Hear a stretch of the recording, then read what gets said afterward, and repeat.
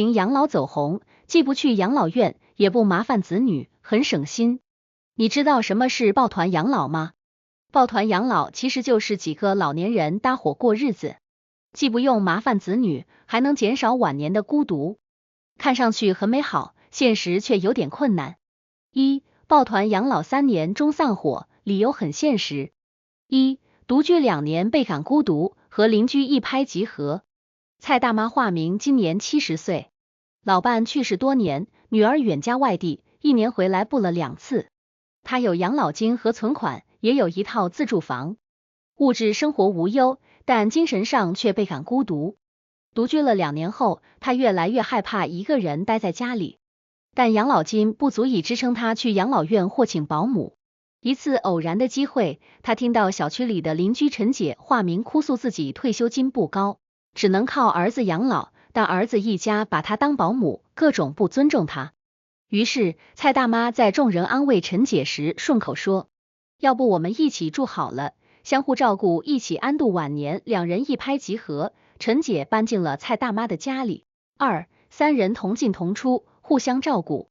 和陈姐生活的前半年时间里，2人分工合作，生活过得井井有条，一切都很美好。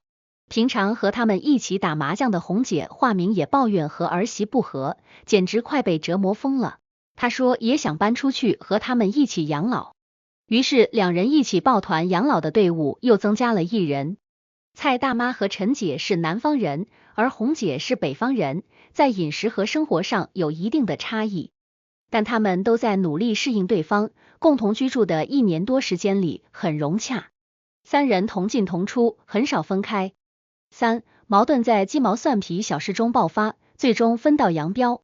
在相处了1年多后，大家已经失去了原先的客气和顾虑，慢慢展现自己原先的个性，与之而来的就是各种矛盾。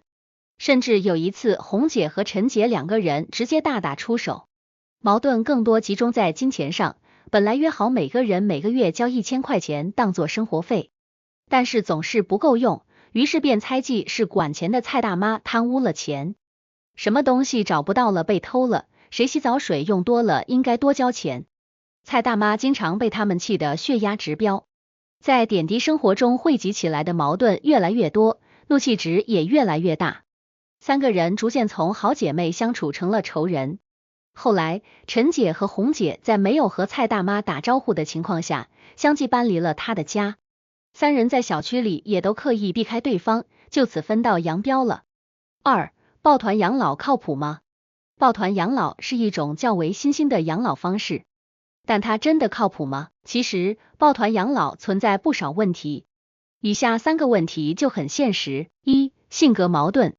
不同人存在不同的性格，而不同性格的人相处很容易滋生矛盾，偶然1次2次还好，时间久了很容易积怨过深。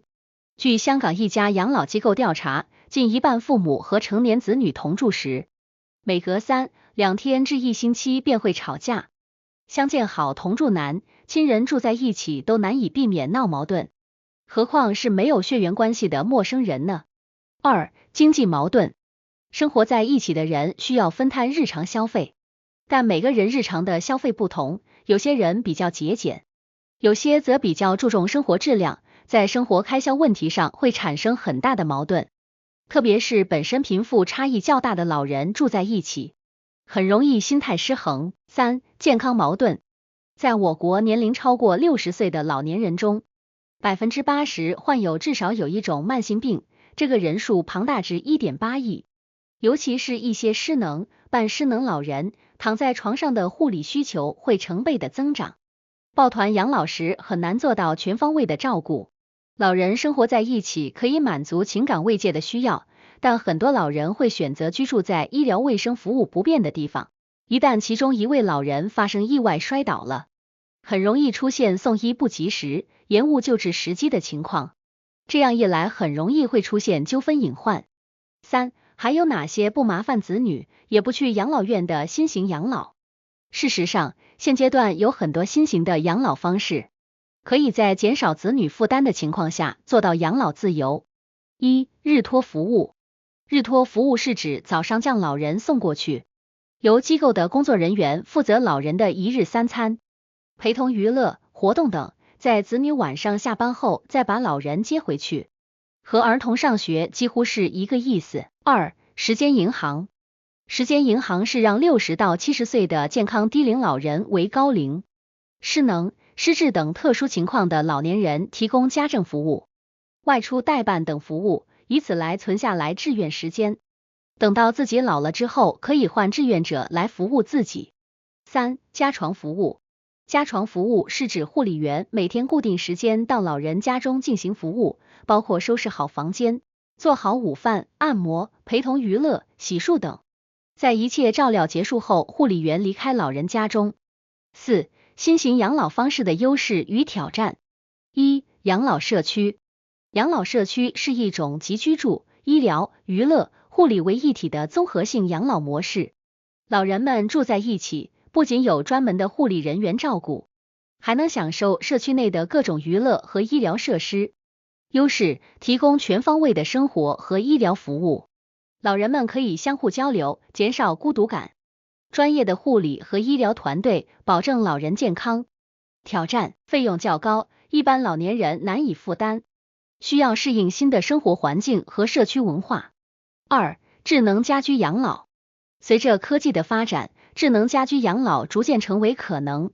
通过智能设备，老人在家中就能享受各种便利服务，如智能监控、远程医疗、智能家电等。优势：方便老人生活，提高生活质量，提供安全保障，减少意外发生。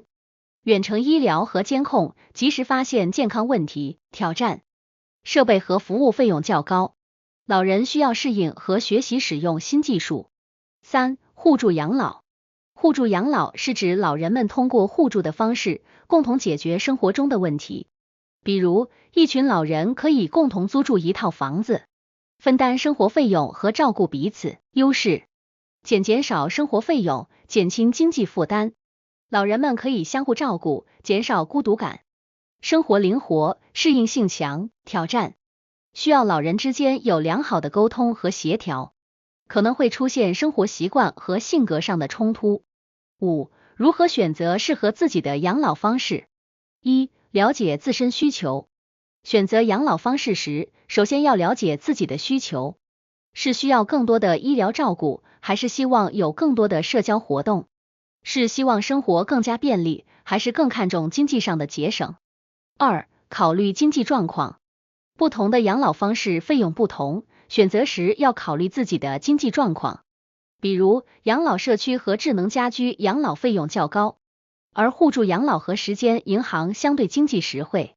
三、评估健康状况。健康状况是选择养老方式的重要因素。如果健康状况较好，可以选择互助养老或时间银行。如果需要更多的医疗照顾，可以选择养老社区或家床服务。四、考虑心理因素。心理因素也很重要。比如，有些老人喜欢热闹的环境，有些则喜欢安静的生活。有些老人喜欢和亲人住在一起，有些则希望独立生活。六、结语。养老问题是全社会都需要引起关注的难点。老年人能做的是尽可能提高自己的身体素质，给自己和家人减负。新型养老方式如日托服务、时间银行、家床服务等，既不麻烦子女，也不去养老院，为老年人提供了更多选择。然而，每种养老方式都有其优势和挑战，老年人需要根据自身需求、经济状况、健康状况和心理因素，选择最适合自己的养老方式。通过保持健康的生活习惯，定期体检，保持良好的心理状态，学习新知识和建立良好的社会支持网络，老年人可以提高晚年生活质量，享受健康、幸福的晚年生活。希望全社会能够共同努力，关注和解决养老问题，为老年人创造一个更加美好的生活环境。